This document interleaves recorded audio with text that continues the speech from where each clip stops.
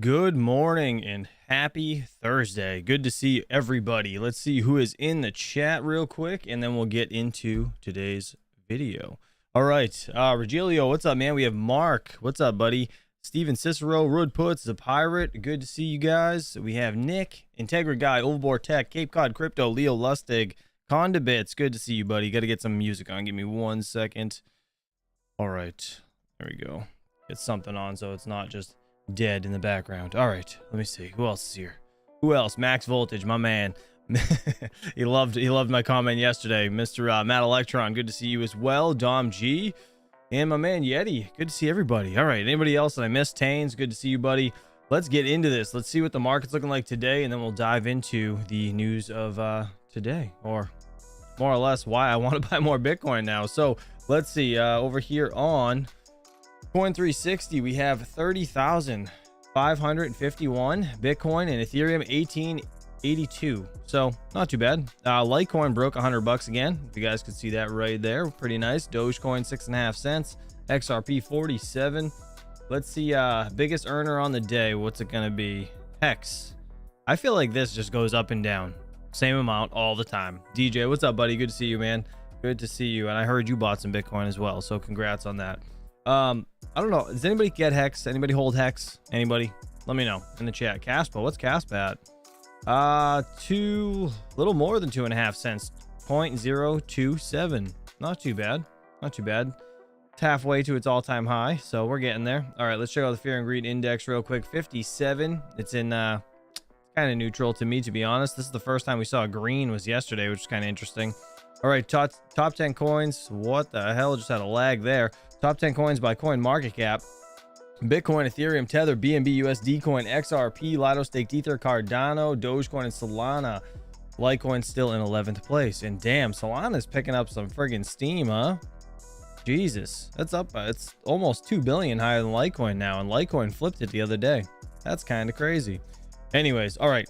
This is what we're going to get into today. This is a video from Mr. Altcoin Daily. This is actually a really good interview, and this makes me want to buy more Bitcoin. So once we watch this, we'll get into some other stuff, but I do want to cover this first. So without further ado, if you guys have any questions, please feel free to ask in the chat, and we'll pause and talk about stuff as we go on. So let's do it. There's a lot of reasons why you need to buy yourself a Bitcoin. It is a big deal. Bitcoin is digital gold. Bitcoin is international. It is a tech instrument and a store of value. What happens when you introduce an ETF?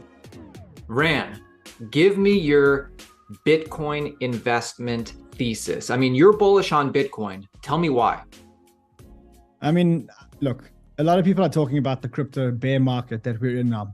I don't see a bear market. I got to be honest. And I know people are saying, well, you know, you're delusional. How is it that you don't see a bear market? The way I look at it is the NASDAQ is 40% up since the 1st of January. Bitcoin is 83% up, or depending on, I'm not looking at the exact price, but call it 80% plus up since the beginning of January. Then I look at other metrics. The one metric that I really look at is blockchain usage. So we have a chart of all the blockchains and the amount of usage on all the blockchains combined. And that blockchain usage chart shows that blockchain usage today is at an all-time high. So I know that altcoins haven't been moving at 100x's. Like, I know we're not in that market anymore, but you really can't put your hand on your heart and say that we're in a bear market. And if you do, then I really want to hear your thesis. Like, how do you say that you're in a bear market when all the metrics are showing you that we're in a bull market? If you allow me just to share my screen, I just want to, here we go. So this is the returns by asset class. And you can see that this is as at 30th of June. Bitcoin was up 83%. The NASDAQ was up 39%. The Nikkei is up. The Indian stock exchange, which is the Nifty, is up at an all-time high. We're actually in a raging bull market across all asset classes. The problem is that investors have post-traumatic stress disorder from the previous cycle. And so they're struggling to believe that they're in a bear market. Now, usually they get convinced towards the end of the cycle, and that creates what we call a blow off top or whatever else. But I think that this cycle I'm playing is slightly different. Mm-hmm. And then just continuing down your Bitcoin investment thesis, like what are the properties, I guess, that you think would cause Bitcoin to be demand in the Bitcoin asset? Well, I mean, look, this week we had Larry Fink, who is the godfather of fund management, of institutions, of Wall Street. He This is probably one of the most important things right here when he's talking about Larry Fink. Manages the biggest asset manager in the world, BlackRock, which managed $9.5 trillion worth of assets. And you don't need a thesis when you hear his thesis. And his thesis, he pretty much said, he said, Bitcoin is digital gold. He said, Bitcoin is international. He said, Bitcoin represents the tokenization of every single asset and asset class. He said that the tokenization of assets is the next revolution after ETFs. Now, anybody who's been in finance knows that ETFs revolutionized finance because it gave the masses a way into managed fund portfolios, but at very, very, very low fees. That was a revolution in finance. It was a very similar revolution to the revolution that we're seeing now in crypto. In the old days, money managers used to take huge fees for managing assets. The middlemen used to take huge fees for managing assets into the ETF, and the ETF made it very simple for the man in the street to get into managed funds. And that's exactly what he said. He said Bitcoin is now the next the tokenization of assets, and that is the next part of this cycle, so to speak. So when you hear that coming from someone like Larry Fink, you kind of just have to ride the thesis and ride the asset with him, and I think you'll be fine.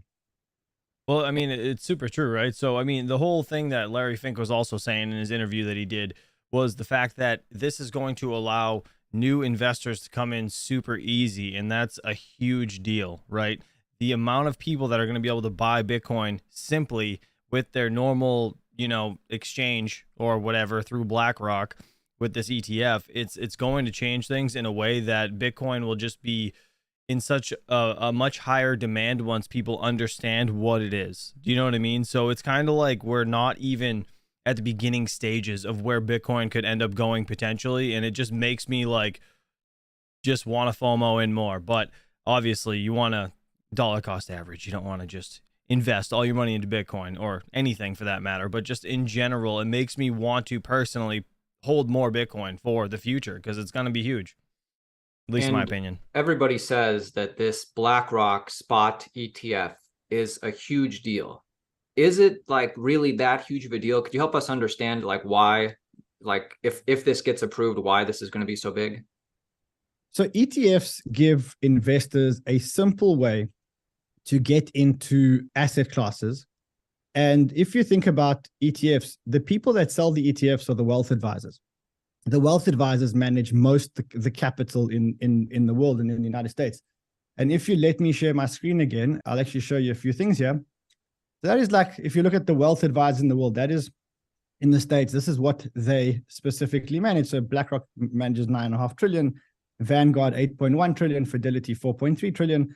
And so the list goes on and on. Right now, if you're a wealth advisor and you believe that you want to be in Bitcoin, and the reason why you may want to be in Bitcoin is because Bitcoin's been the best performing asset class. How do you get your investors into Bitcoin? What's your entry point? How do you do it? One way is that you can be a custodian yourself and try and store the private key somewhere or the 12 magic words somewhere, but that's quite negligent. You could open an account on Coinbase, but most big funds aren't regulated to be able to open an account on Coinbase. You could buy shares in Grayscale's Bitcoin Trust, which is not really an ETF, but it's illiquid. It's traded on what they call an over-the-counter market. So what happens when you introduce an ETF is you open up the world to the fund managers who meet with their clients regularly to be able to put Bitcoin into their portfolios. Okay, now what does that do? Well, now you get the average advisor, and whether the advisor is a big pension fund or whether the advisor is an endowment or whether it's just an advisor who plays golf with high net worth individuals, and he says to them, this Bitcoin thing, it's gone up 83% in the first 6 months of the year, and it's still 50% off its all-time high. And, maybe we should just put 2% of our portfolio. And then what happens is it becomes like switching a switch, like all the rest of the investment products in the world. It's not a hard sell. Right now, you imagine that same game of golf with that same fund manager wanting to go into Bitcoin. And he's thinking, if my client tells me to get into Bitcoin, what the hell am I going to do? I'm going to open an account at BitGo and I don't know how to custody this thing. And, the truth is also investment managers earn a fee for selling investment products. So it's like, if an investment manager sells a fund, he typically earns a fee. Now, those fees are quite regulated, but going forward, they'll be able to earn a small fee for putting you into the Bitcoin ETF. So they kind of have a small incentive to do that as well. So I think it is a big deal. Now, do I think that it's going to be a case of on the day that the ETF is approved, we all of a sudden get billions of dollars flowing into Bitcoin? No, that's not how it's going to work. We're going to get the ETF, and then they're going to get trained on how to sell it, and then they're going to sell it, and it's going to take time. But over time, I think that'll be the entry point for 2, 3, 4, 5, 6, 7% of assets in the United States and in the world to start flowing into Bitcoin. And because Bitcoin is a scarce supply or limited supply asset, the more buying you have specifically of the spot instrument, the more the price goes up. And we know, because we've been around for quite a few bull markets, we know what can happen when that price rise starts. And so, yes, I'm very excited about it. You keep things real, have a great perspective. That's why I'm really happy to have you on. And I guess the big question is, you talk about the bull market, you talk about the value prop, the ETF. As far as price and timing goes, give us a thoughtful prediction. What are you thinking? I don't really like to make price predictions because, I love that part when he says I don't like to make price predictions, because while he was talking earlier, or when I was watching this the first time, I zoomed in on this, and you can see right here, it blatantly says 600K by 2025. Yet he says he doesn't like to make price predictions. It's kind of contradicting and super funny.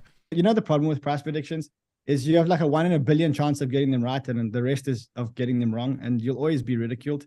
And also, you don't know what the macro factors are going to be. I don't know if the war in Russia is going to escalate. I don't know if we're going to get another black swan. What I can tell you is that there's been more adoption and more usage of Bitcoin every single day, and the number of active addresses goes up every single day, and the number of accumulators goes up every single day. And when those metrics are all going up, and this asset is in limited supply, which is programmatically limited, then there is no other way but up.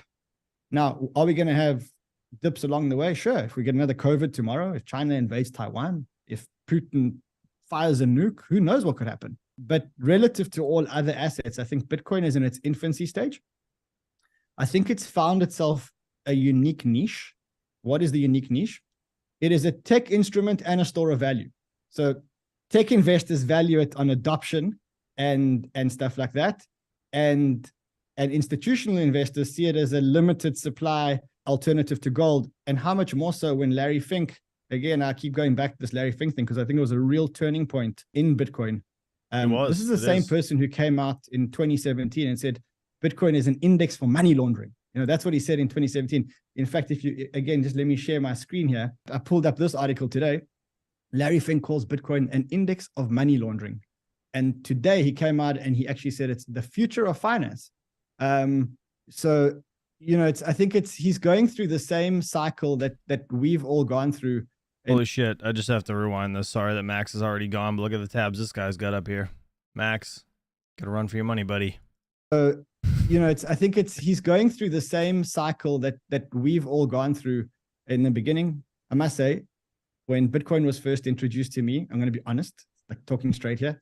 I said, people are going to play with this magic video game money until one day they all realize that it's backed by nothing. And then they're going to want to get out and there's going to be no buyers, only sellers. And that's how I dismissed my first opportunity to buy Bitcoin. And now, real quick, be honest. How many of you guys thought the same way? Realistically, how many of you thought that Bitcoin was kind of bullshit when you first heard about it, and it took you some time to actually get into purchasing some or getting into it in general? That's not exactly how I thought, but I was like, what the hell is this? Right? Because I was always into gold and silver. I wasn't into cryptocurrency, or I didn't know what the hell it was. And I remember hearing about it for the first time, and I'm like, what the hell is Bitcoin? And then I'm like, why would somebody pay $3,500? I found it when it was on the, ride down from 2017, $3,500, kicking myself in the ass that I didn't buy any. But I remember looking at it and being like, why would somebody buy this fake money for $3,500? I don't understand. And now it's like over 30K. It's crazy how like things happen, but it makes total sense why you would, assume that it's just fake internet money, Years later, I landed up buying it. And as Michael Saylor says, one day they all realize that it's backed by nothing. and then they're going to want to get out, and there's going to be no buyers, only sellers. And that's how I dismissed my first opportunity to buy Bitcoin. And 2 years later, I landed up buying it. And as Michael Saylor says, everyone gets Bitcoin at the price they deserve. So I probably deserved it for brushing it off the first time. Yeah, it sucks. It really do. I kick myself in the ass for not purchasing Bitcoin when I saw it at 35. Crazy. Wait, DJ, you knew about Bitcoin back in 2013? What in the hell? Man, I would be kicking myself in the ass so hard. That's crazy. I had no idea what it was until literally 2000. I think it was it 2018? I'm pretty sure. That's when I first heard about it. Crazy. Yeah. Like, do you think 100K Bitcoin, I understand your thoughtful response, but do you think that 100K Bitcoin is likely, or just like... Way higher. No, way higher. Way higher. Way higher than 100K. Now, what do you guys think in the chat? How high do you think Bitcoin will go? Put it in the chat, just for shits. Throw it in there and let me know. If we're in this because we think that the market is only going to 2.5x from where we are today, we shouldn't be in it. Way Very higher. true. Like, I'm talking 10 times higher than we are today. But I just can't tell you if it's going to take a year, 2 years, or 5 years. Even if it takes 20. Bitcoin is about network effects. Network effects occur when every new user to a network increase the value of the network exponentially. Now, the powerful thing about network effects is most people don't understand this about network effects. And you only really click when you start thinking about it in terms of your mobile phone. And I don't know about you, but if I land in a new country and I have a choice of whether I can use WhatsApp or some local messenger, truth is I have to go to WhatsApp. And when I do go to WhatsApp, I actually make the network more valuable because I give the network more opportunities to make calls, right? And stuff like that. Now, when a company or a protocol has network effects, only 3 things can stop it. And only 3 things can stop the acceleration of it. So just think about like something that can't be stopped, but you can also not stop its growth. Imagine, like, try get that idea into your head. We are at that point with Bitcoin. Now, when that happens, there are only 3 things that can stop it. It's been studied on mobile phone networks because of anti-competitive laws and stuff like that. And the only 3 things that can stop network effects are, the first thing is government intervention. If the government comes in and says, look, Bitcoin is illegal to own, well, then the network effect is stopped. That's like the most scary part, honestly, to me. If the government comes out and is like, oh, it's illegal to own Bitcoin, or just whatever, have it yourself. Dude, I just changed the RAM on my computer. Why is it still sketching out on me? It's driving me nuts. Anyways, I apologize for the glitchy, if it is glitchy at all on your guys' end. 150K next bull run, says DJ Mines, and that's honestly what I think too. As soon as we get to the peak of, I guess the 100,000 is probably going to be the hardest thing to break because it's so psychological. But once we break that level, it's going to shoot. That's just my opinion. But that's kind of the reason also why I do want to invest a little bit more into Bitcoin, only because thinking about where Bitcoin was, where it's been and where it has gone and then been back to, it's a repetitive cycle. It pulls back, 80% or so, and then it usually shoots back up to its all-time high or even close to it. And you know what? Things could change and it could go a little bit less, but regardless, we're still only 50% to where, or less than 50%, it's like 40 something, right? Up to the point of where last time's all-time high was about 69K. So honestly, I mean, realistically, the amount of opportunity that we have purchasing Bitcoin, again, not financial advice, just my own opinion, it's pretty significant, Mr. Crypto Frank, dude, thank you so much for the 10 gifted memberships. You don't have to do that, buddy. Appreciate it. Thank you so much. Patrick Guyan said, a buddy gave me $1 Bitcoin, then 2. Now that $1 is worth more than 100. Jeez. Mr. Taines, congratulations. Miss Pocket Change got gifted a membership. Awesome. I didn't even know she was here. Chris Hunt. Let's see who else got it. All Set Miner, DRV, Ryan Lewis, King Mining, Lorenzo. Who else? I think that's it. Appreciate you, Crypto Frank. Oh, Kyle Rosa and Patrick Guyan. Appreciate you guys. All right, I'm going to let this thing finish because it's going to read all 10. And then, you know what? Crypto Frank, I really appreciate you. I'm going to shut that off, though, just so it doesn't have to read all 10. And I'm going to continue this video because I want to hear what else he has to say. But I appreciate you. Thank you so much. Second one is technological breakdown for a long enough time for consumers to start switching. So if you think about WhatsApp, if the network goes down and consumers can't use the network anymore, well, then they're going to switch networks and go to another network. And the last thing that can stop network effects is a 10 times better competitor. But a 10 times better competitor has a less than a 1% chance of market penetration. Okay, so even if you have a 10 times better product to Bitcoin, it has a less than a 1% chance of penetration. So I'll give you a perfect example just so you understand how it works. Think about email. So email is written on a certain protocol, right? It's SMTP protocol. There are many better protocols out there today technologically, but because we all use the same protocol, email is on the same protocol. The same as internet. The internet's on TCP/IP. There are probably today many better protocols out there than TCP/IP, but they're not never going to penetrate because we're all using the same internet. And so that's the same thing with Bitcoin. And so to me, like, Bitcoin is kind of unstoppable now. You can't stop it now. It's finished. You just can't stop it unless regulation. We can't rule it out, although most countries have kind of regulated Bitcoin favorably. Very true. Technological breakdown probably ain't going to happen because Bitcoin's been battle tested now for years. 12 years later, or 13 years later, it's still building block after block after block. So that's like one of my concerns, right? What if that day comes where Bitcoin is hacked? I mean, it's been out for a while. I'm sure people have tried to do it. It's probably not going to happen, but if it does, that's the only thing that really scares the shit out of me, because then now what, right? But regulation overall has been positive for Bitcoin. I mean, we can't really say it's been too bad. I mean, it's the only thing that's really considered a commodity, right? So things are pretty up and up for Bitcoin, at least in my opinion. And then is there going to be a better competitor to Bitcoin? Yeah, maybe. It's got a less than 1% chance of penetration. Okay, well, it's a chance that I'm willing to take. Yeah.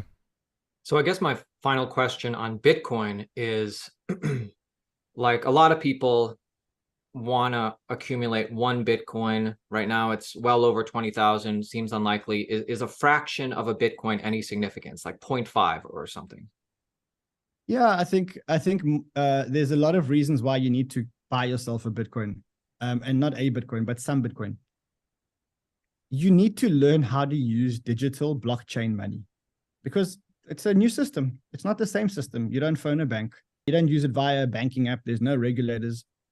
You can't make mistakes. Like if you send a Bitcoin to the wrong address, well, it's gone. And you need to learn how to use the technology because that is the future of money. Whether it's Bitcoin or Dogecoin or I don't know, maybe even Pepe, who knows what the next money is going to be. I just think it's going to be Bitcoin, but who knows? I mean, we've got to be open-minded here. Better not be Pepe. You need to learn how to use blockchain money. You need to learn how to use the new monetary systems. That's the first reason why you should accumulate Bitcoin. Second thing is that you don't need to buy it all at once. I mean, I don't buy all my Bitcoin all at once. I didn't get my first Bitcoin all at once. I bought a little bit and I bought a little bit more and I bought a little bit more, bought a little bit more. DCA, and once you get into that mindset of just buying a little bit more and a little bit more and a little bit more, if you look at the chart, over time, you'll realize it was probably one of the best investments that you've ever made. Now, will it continue to be the best investment? I don't know. But what I do know is that the adoption is growing and that we're in the very early stages of adoption. So to me, it kind of feels like it's probably a good investment to make. I'll say this. I've been here since December 2014. And I'm still, my first Bitcoin was back then, and I think it was around $500 or something. And I'm still accumulating today, even at Bitcoin at $30,000. I just keep accumulating. And I accumulate Bitcoin more aggressively than I accumulate any other crypto asset. So if you want to know my level of conviction around Bitcoin, yes, I play in the altcoins. Yes, I'm a VC investor. And yes, I believe that there are going to be a lot of altcoins that are going to do many magic things. But the one that I accumulate the most is Bitcoin.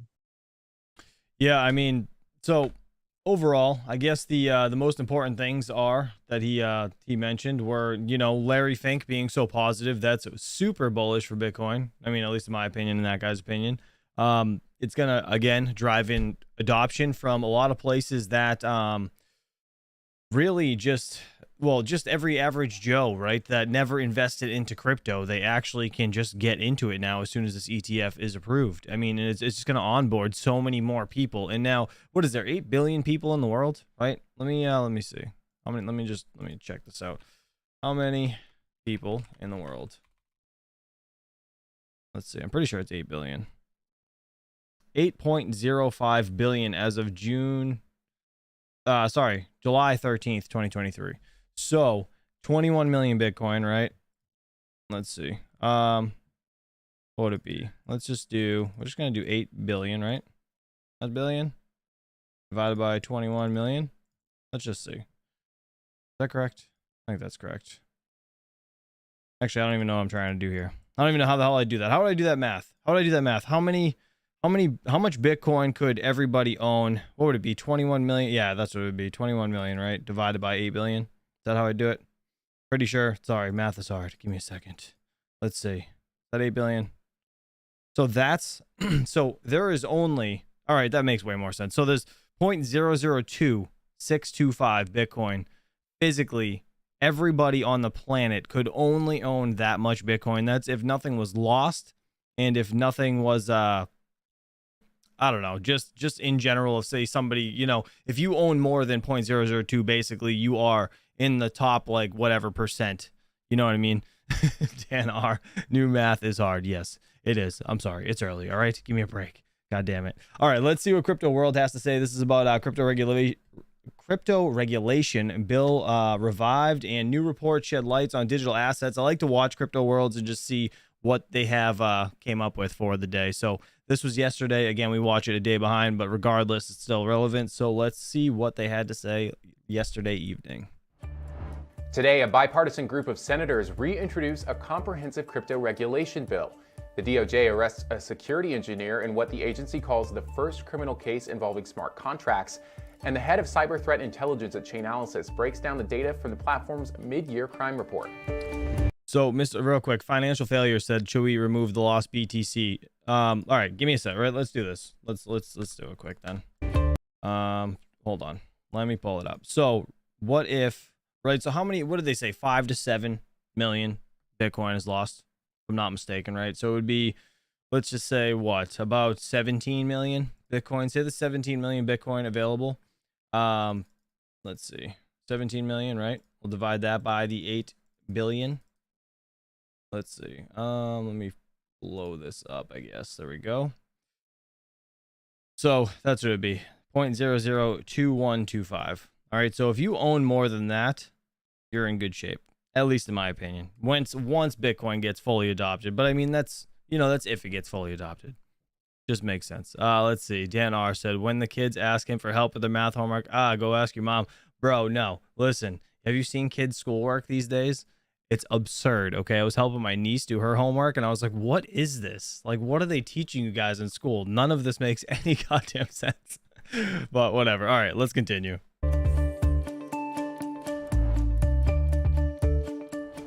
Welcome to CNBC's Crypto World. I'm Jordan Smith. Crypto prices are mixed this morning, with Bitcoin hovering at around $30,500, Ether trading at around $1,880, and Solana trading at more than $22. This guy reminds me of the Geico caveman beard. Do you ever see that commercial? Price moves come after the release of the June CPI report, which showed inflation rose less than expected, with consumers getting a break from price hikes. And over on Wall Street, Coinbase shares reversing course from those huge gains made yesterday. That stock fell about 4.5% by noon Eastern. Kathy Wood's ARK Invest sold off $12 million in Coinbase shares. That's crazy. Just as analysts at Oppenheimer, Piper Sandler, and Atlantic Equities all downgraded the stock. Why do I feel like this freaking show is so low in volume? Does it sound like shit to you guys? It just seems low on my end.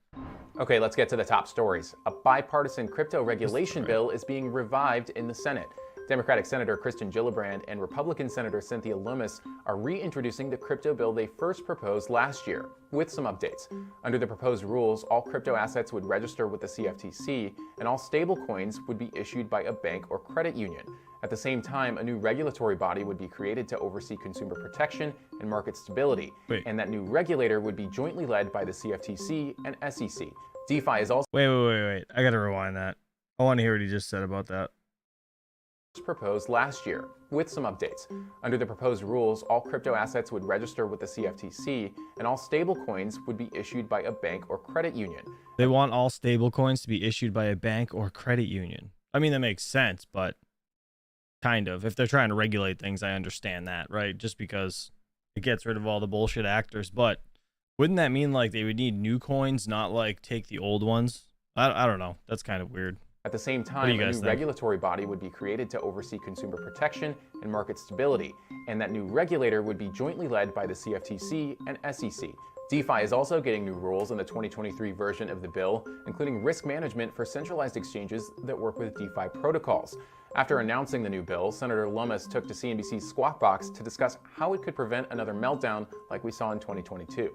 When we have companies that are incorporated offshore, not having adequate consumer protections and being able to function, as Gary Gensler likes to call it, in the Wild West, we're making sure that consumers can get burned, and our bill would prevent customers from getting burned in the way they can be burned now. So I'm hopeful that people will finally recognize that this legislation is not only needed to protect consumers, but so there are rules of the road for these companies. Next, moving overseas, the EU's financial markets regulator revealed the first batch of detailed proposals for crypto rules under the Markets in Crypto Assets, or MiCA law.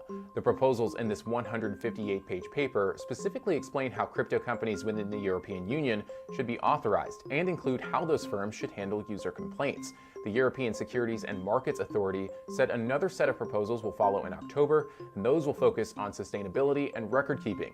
The final set should be expected early next year and will consider when crypto should be considered a security and how foreign companies will be able to serve EU clients. Stakeholders have until September 20th to comment on these proposals, and MiCA takes effect in 2024. You know what? Real quick, in the chat, Alvidas, you just made a good point. He said, when Amazon issues gift cards, is it not a stable coin? That's actually very, very valid, to be honest. As the Department of Justice has arrested a security engineer in what the agency claims is the first criminal case involving an attack on a DeFi smart contract. The U.S. Attorney for the Southern District of New York announced the indictment against Shakib Ahmed, accusing him of wire fraud and money laundering as part of an attack on an unnamed DeFi crypto platform. The DOJ claims Ahmed used his expertise as a senior security engineer to steal around $9 million in crypto in July of 2022, using an exploit of the exchange's smart contracts to add fake pricing data. The agency also claims Ahmed laundered the money through several transfers. This is the second indictment of a crypto fraud case from the Southern District this week. On Monday, federal prosecutors indicted a Moroccan national on fraud charges over a fake OpenSea Yeah, website. that was messed up. All right, on to our main story. A new report out today reveals crypto-based crime is down significantly so far this year, but there is one form of crime that is gaining traction.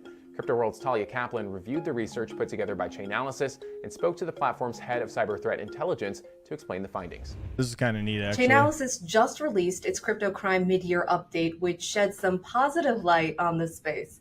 The study reveals that through the end of June, crime was down 65% compared to the same time last year. Can you break down the data for us, starting off by explaining the forms of crypto-based crimes that are declining the most? I see scams top the list, followed by hacks. And it's interesting to note that scams are decreasing this year, even as crypto prices have been increasing. You would think that positive price movement would translate to higher scam revenue as more people show interest in the space and therefore could be exposed to different scams. So how do you explain what's going on there? Why do you think overall crypto scam revenue significantly dropped so far this year? Before she starts talking, so real quick in the chat, Mr. Hereby Surveys, he said if they have a fake OpenSeas, they've got problems making their own company. Well, so it wasn't like I guess it was a fake OpenSea. It was a guy that mimicked the website to make it look exactly like the OpenSea website, and it kind of tricked people into trading NFTs, and he was able to steal like Bored Apes and all that stuff. I actually covered it. Crypto World covered it actually, and we watched it, I think, what was it, Tuesday, maybe, if I'm not mistaken. I think it was Tuesday. So go check that out if you haven't seen it. You can even check out just Crypto World. You don't have to watch my channel. It doesn't matter. Yes, we are very encouraged by the findings of the crypto crime report this year in terms of having that decline in overall illicit revenue nearly across the board for our illicit categories, including scams and darknet markets. That is a great point on scams, and we are watching for the potential for them to rebound as investment scams might become more attractive. We do highlight in the report that impersonation scams have taken less of a hit, and we believe that scams have taken to impersonating authority figures and influencers in a way that can further coerce victims into sending payments. One thing we do want to point out is that romance scams is also something we will continue to watch and monitor for. Romance scams are agnostic to price fluctuations in cryptocurrency, and on a per victim basis are receiving more total scam payments than other types of scams. Is there any one? Did you say romance scams? Is that what they said? Listen, if you're talking to somebody and they're asking you to send them money, they don't give a shit about you. Just stop talking to them and don't send them money. Like, what is wrong with you? Particular reason as to why scams significantly dropped so far this year? So we note in the report that the disappearance of two of the most prolific scams of last year has really impacted scam volumes this year. While we're encouraged by that disappearance, which could be due to law enforcement activity and pressure, this is a fragile trend, and we are on the lookout for what the next big scam might be so that we can highlight it to investigators from private and public sector and try to prevent their customers from sending funds to these scams. As I was reviewing the research, I saw that while overall crime in the digital asset space is down dramatically so far this year, one form of crypto-based crime, ransomware, is on the rise. Your blog post out today notes that ransomware attackers are on pace for their second biggest year ever, having extorted more than $449 million through June. Why do you think ransomware attacks are accelerating right now, especially compared to other types of crimes? Yes, this is the important outlier of our overall decline in illicit proceeds. Ransomware definitely stands apart. Ransomware is the it's worst. really rebounded from its decline last year. We reported last year ransomware declined by 40%. And so these ransomware findings did surprise us. And we do believe that this is due in part because of the Ukraine-Russia conflict. We've seen operators who are primarily based in Russia have settled, relocated, been able to redirect their efforts towards ransomware from potential military activity last year.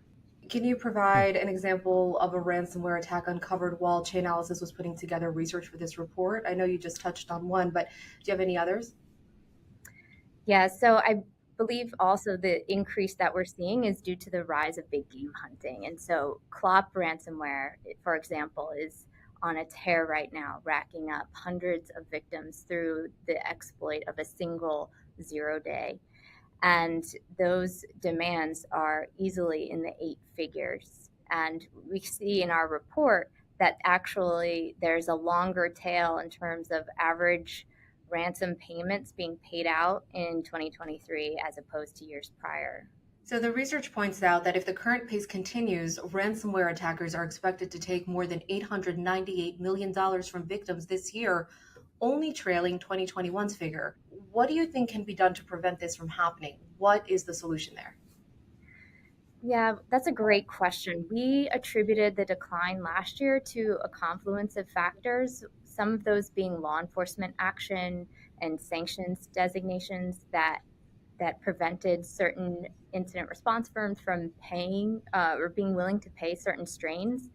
Also, insurance policies that had hardened and encouraged those that they covered under their policies to enact more stringent security policies, backups, trainings, endpoint detection, sorts of protocols that would enable them, if they were impacted by ransomware, would negate potentially the need for them to have to pay.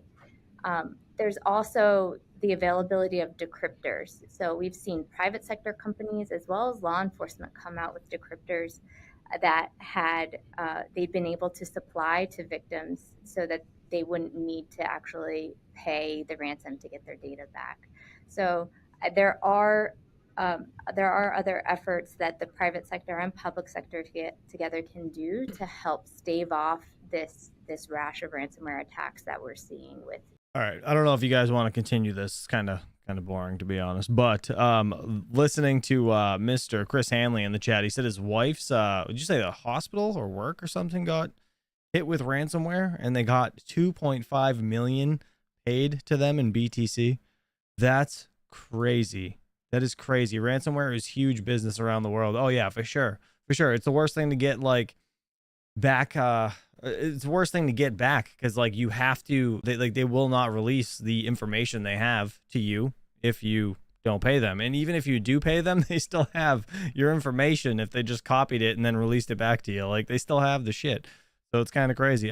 Real quick, did you see BCH all-time high? No, I did not. All right, we're gonna end this. If you guys want to go watch the rest of that interview, it is over there on Crypto World. I think they have it in the description below or something. I don't know. Anyways, all right, let's see. BCH is all-time highs right now. Is that what you're saying? I'm not into Bitcoin Cash, to be honest. I don't know if you guys are, but let's see. The hell's this shit? Verify I'm human. Yes.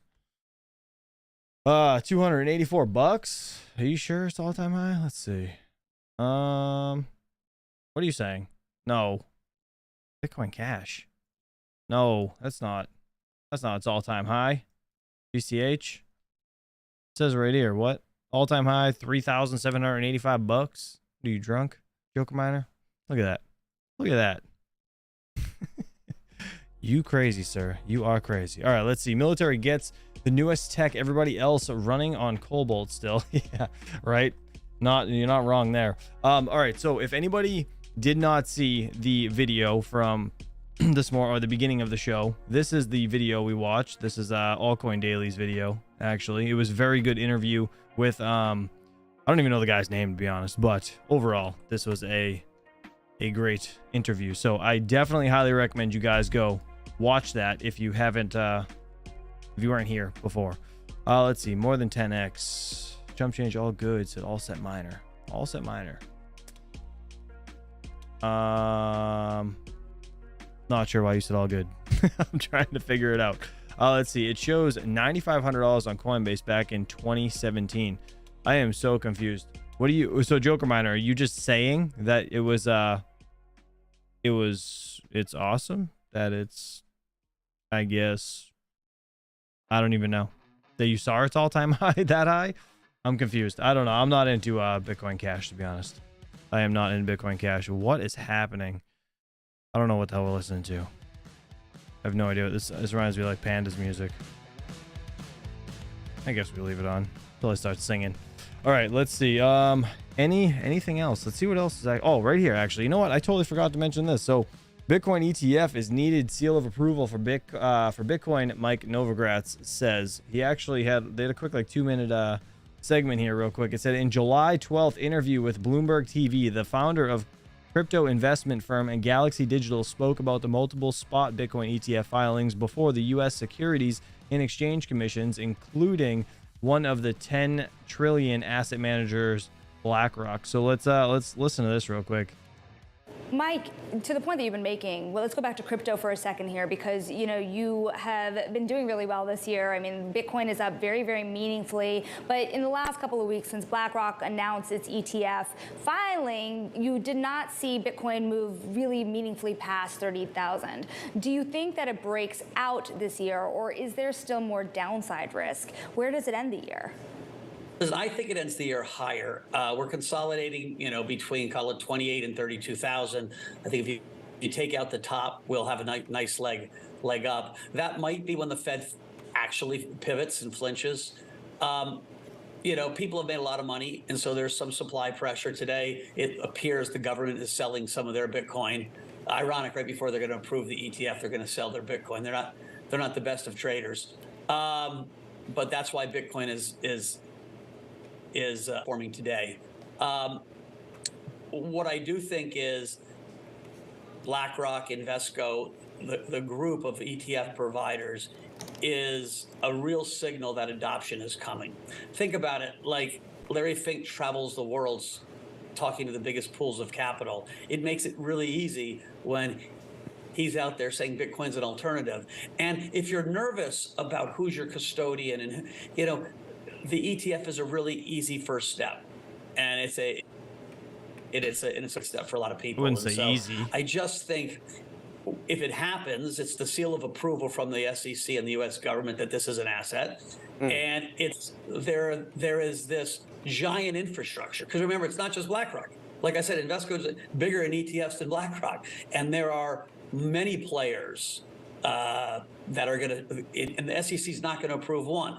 So you're going to have these giant sales forces out there giving access to people that didn't have access before.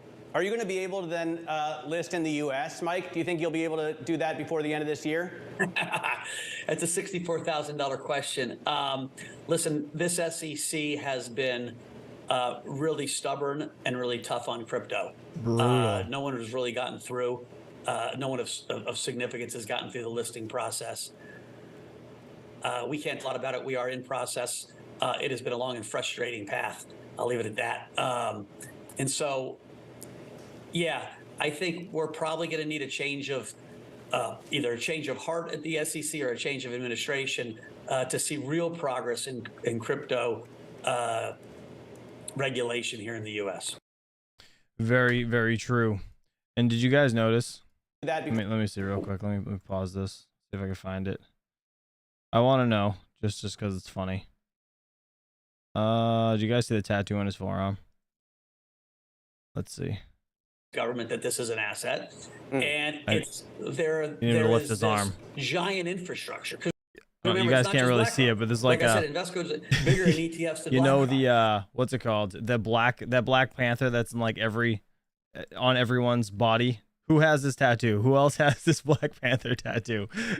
Look at this. It's like you just walked in a tattoo shop. You're like, I want that one right here. There's so many people that are like his age that have that same exact tattoo. It's just a riot. Thought it was funny when I saw it. Good thing we don't judge people off tattoos. All right, let's see. How else do you get a call girl? You have to pay up front. Say bits. Oh, you're on the I get you. You're on that ex-military. You think so? I don't know. I've seen a lot of people with that tattoo that aren't just military. Let's see. I gave you a chart on Discord. It's pure speculation on previous Litecoin halvings, but after the halving, it will go back to $100 level. Well, realistically, what happens is like before a halving, it's usually buy the rumor, sell the news. So typically, it ends up getting a slight pump up to the point of a halving, and then it will take a breather, and then it will halve, and then it will just kind of, you know what I mean, for a little bit level off. But yeah, you're not going to see anything really change until Bitcoin starts pumping, if I'm not mistaken. Kaiser, what's up, buddy? Good to see you. Good morning.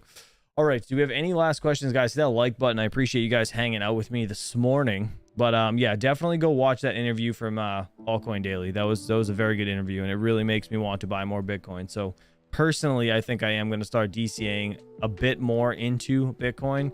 Even though I do have a decent amount, I still would like to get more because a bit more never hurts, right? So, I mean, at least in my opinion. Let me see real quick. Sorry, this friggin' music is killing me. I know you guys can't really hear it, but whatever. When Yeti segment. So Joker Miner, I don't know if I'll be able to do it, to be honest, this week. It's just too much work. I have too much shit to do at my house, man. I've been literally working outside the past like 3 days, getting ready for a pool. So I'm trying to like replant my grass, basically cutting it out like sod and moving it to a new location. I showed you guys some pictures in the VIP room, but also anybody that got a gifted membership from Mr. Crypto Frank, make sure you guys link Discord with YouTube. Join Misfit Mining Discord, and you guys will get entered to the hash rate giveaway I do every week. So that's going to be the plan. But yeah, so Mr. Yeti over at let me see, where's this site? This right here, yeti.uk. I think I'm just gonna tell him that he can post this one, Sky Doge. To be honest, I'm not really interested in it anyways. We did Caspa last week, but he's just auditing the wallets to make sure there's no viruses and stuff, and basically kind of going over the project a little bit. So he gives you all the information for this stuff. Like if you click on Caspa and you go to the GitHub, you can click right here. It'll take you usually right to the GitHub. Yeah, directly to the GitHub, so you can download the wallet that we scanned to make sure it was safe. So feel free to do that if you guys are interested. Unfortunately, I don't think I'll have time to again, do the deep dive Wednesdays. But thank you very much, Joker Miner, for putting that in the chat. I was just going to do that. Thank you. So anyways, yeah, I think that's going to do it, guys. That is going to do it. It's going to be all for today. Neoxa wallet update. I'm not sure. Is it? Actually, have we even done Neoxa? Good question. Oh, we did. July. Sorry, he said the 7th. The 7th. June 7th. Let's see. Is there a new one? Wait, what version do we do? 103. I don't know if there's a new one. There might be. Let's see. Smart nodes. Yeah, I don't know. I have no idea. That's a question for Yeti. Question for Yeti. If you guys have any questions, please go here. There's a suggestion section too right here. You guys can put in coins that you want checked out and all that shit. But regardless, we do this for you guys, so feel free, go check it out if you guys are interested. That will yeah, keep you guys safe. All right, let me see. Smash the like on the way out, peeps. Support my man. Appreciate you, buddy. I need my COD. What's up, dude? I haven't seen you in a minute. Good to see you. Patrick Murphy, what's up, buddy? You might just be a core wallet. Yeah, probably. Yes, sir. Needs to update Neoxa wallet. All right, I will. I'll let Yeti know. I will let him know. All right. Well, anyways, guys, hopefully you all have a great, happy Thursday. I'll be back tomorrow morning, 8 a.m. or so Eastern Standard Time, and we will go from there. So hopefully you guys enjoy your day. I'll see you guys soon. Peace out. And congrats to DJ for buying some Bitcoin yesterday. Later, buddy. Have a good day.